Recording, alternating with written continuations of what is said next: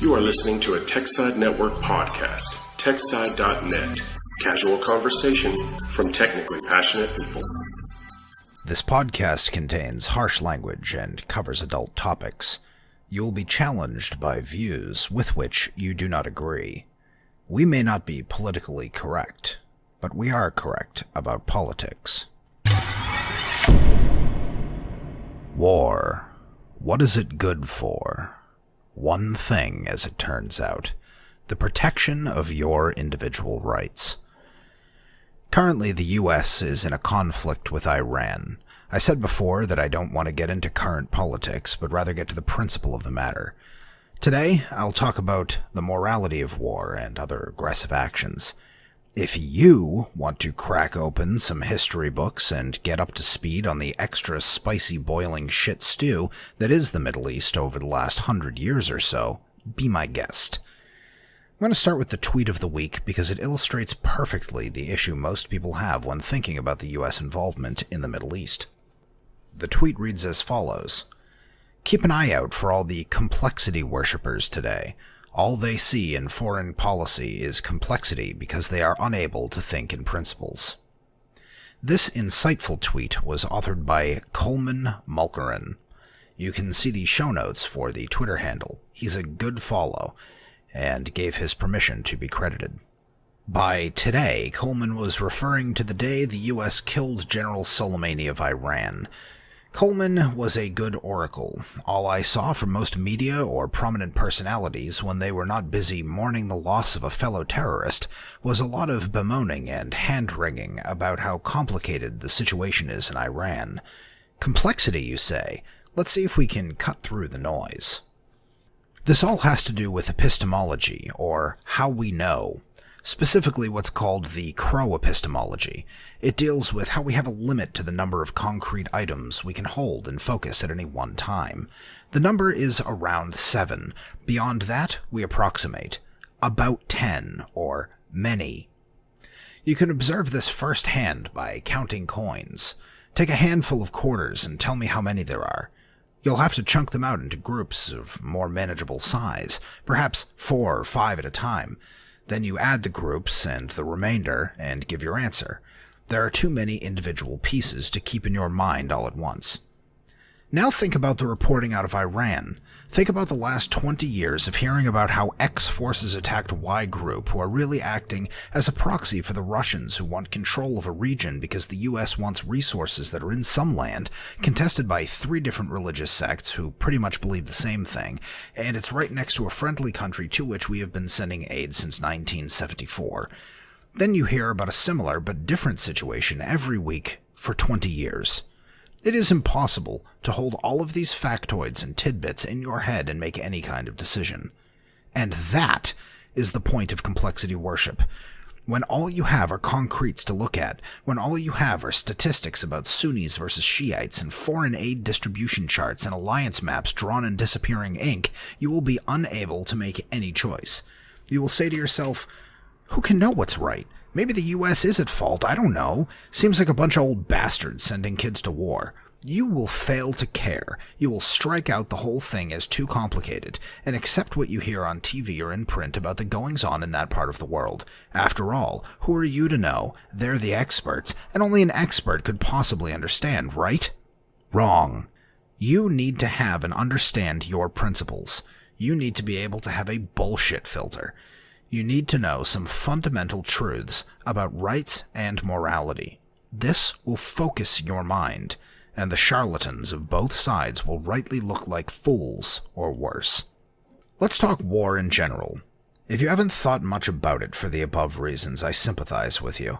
The whole charade seems to the casual observer like a bunch of power-hungry idiots sending young people to die for them. It looks like an idiotic struggle for land or resources or political posturing. It looks disintegrated, overcomplicated, worthless.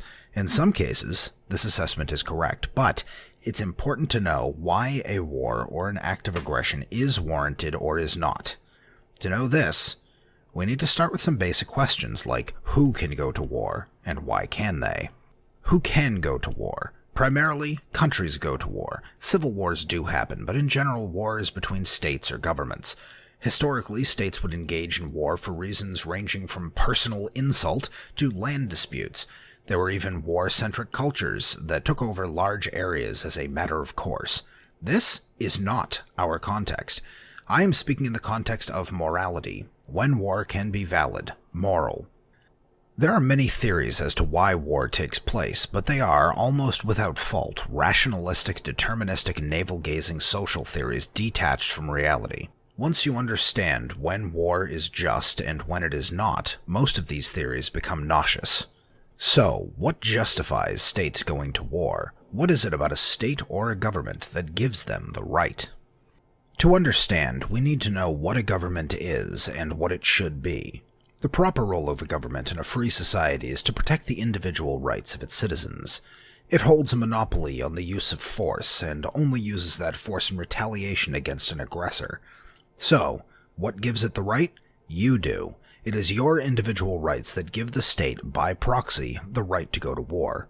You have the right to defend yourself and your property. This comes from your right to life. In another podcast, we'll address why you have this right and where rights come from. For now, we accept that you do, and that you extend your right of self-defense to the state. This is why the police and the courts are rightly in the purview of the government in a free society. This is also why the military is valid. The police protect you from threats inside the country, the military from threats without. In both cases, they are protecting your individual rights. Now we know that governments go to war, when governments are valid or invalid, for the most part, we'll get to it later, and why they can go to war. The principle here is this: the state is morally justified in committing violence in response to violence initiated against its citizens. When a state is physically violent against another state, we call that war. Now we have the lens through which we can see any action by the state and judge its morality. We know that General Soleimani was guilty of organizing and directing the killing of hundreds of Americans and thousands of non-U.S. citizens. We can just put a full stop right there. Any action the U.S. takes against this man is thereby morally justified. In fact, the killing of just one American by an official member of the government of another country is sufficient. The question of morality is closed.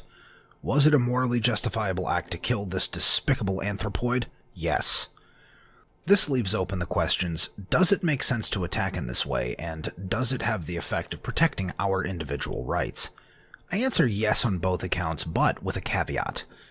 It does make sense to strike our enemy's key personnel while incurring as few losses as possible. We did that, and it does protect my individual rights. Now, the enemy is down a commander who is killing our forces. Our forces exist to keep me safe from external threats. Therefore, keeping our forces alive serves to protect my individual rights. I did say I have one caveat. I don't think that Soleimani was the right target. This stems from the problem I have with the U.S. military in general. We have lost our moral backbone when it comes to war.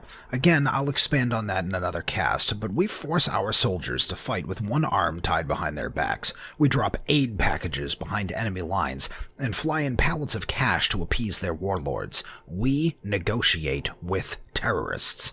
We fail to kill enemy combatants when they are traveling with civilians.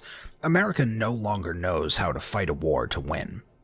If Iran is indeed such a threat that we must take physically violent action against them, then the correct target is their entire government. Destroy their entire government by whatever means are required. From there, you may install a puppet government until you think the region is ready to stand on their own. You make it clear that this kind of violent action, even if hinted at again, they know what's coming. That is how you win. That is how you stop the threat effectively and permanently. It would furthermore have a deterrent effect across the region. It would show the world that the U.S. is no longer willing to take whatever abuse our enemies can dream up. But we will not take the above action, because our leaders are unable to make the above case. They cannot make the moral argument that the lives of Americans are more important to them than the life of an Iranian despot. Why? Because they do not hold the correct philosophy. They are altruists. They hold as sacred that we should turn the other cheek. But wars cannot be won by turning the other cheek, by placating your enemy, or by trading equal blows. Wars are won by hugely disproportionate retaliation. If Iran were to kill 50 Americans, it would not be appropriate to kill 50 of their citizens. It would be appropriate to use whatever force is necessary to quickly and with as few American casualties as possible remove the threat of force permanently. Total surrender and submission. This is what we did in Germany and Japan in World War II, and what did we get? Stable countries who have been our allies since. And this is the point of war. Submission of the enemy. You do not win a war via appeasement or tit-for-tat exchanges.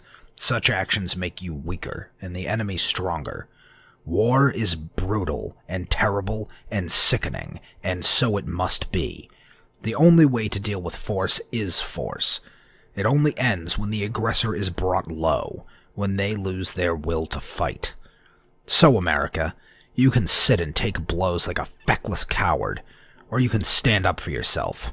Make a choice. Your life depends on it. If you would like me to cover a specific topic, we are looking for listener feedback. I can be reached on Twitter at @AmericanitisTech, that's the @ American, ITISTEK, or at Americanitis@TechSide.net.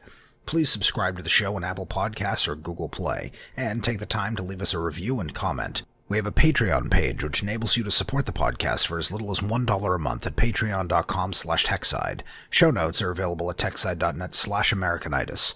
We thank you all for listening. Later days.